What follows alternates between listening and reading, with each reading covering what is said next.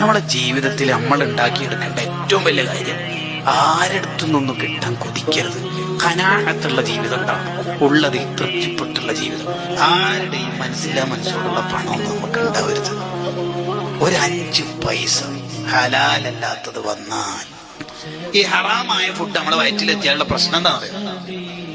3 പ്രശ്നങ്ങളുണ്ട്. ഒന്ന്, ഇബാദത്ത് ചെയ്യാൻ ടേസ്റ്റ് ഉണ്ടാവില്ല, നിസ്കരിക്കാനും മറ്റൊക്കെ. 2, തെറ്റ് ചെയ്യാൻ പേടി ഉണ്ടാവില്ല.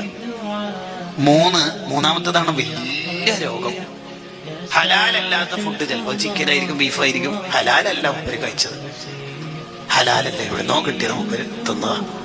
അങ്ങനെയാണെങ്കിൽ മൂന്നാമത്തെ ഒരു പ്രശ്നം സൂഖുൽ തന്നെ ഉണ്ടാവും. എല്ലാവരെ കുറിച്ച് മൂപ്പർക്ക് തെറ്റിദ്ധാരണ ഉണ്ടാവും. അയാള് ശരിയില്ല, എനിക്ക് അയാളെ പിടിക്കില്ല, എനിക്ക് മൂപ്പരെ പിടിക്കില്ല, എനിക്ക് അയാളെ കണ്ടുകൂടാ. ഇങ്ങനെ എല്ലാവരെ കുറിച്ച് മോശം വിചാരം ഉണ്ടാവും. ആർക്ക്? ഹലാലല്ലാത്ത ഫുഡ് വയറ്റിലെത്തിയാക്ക്.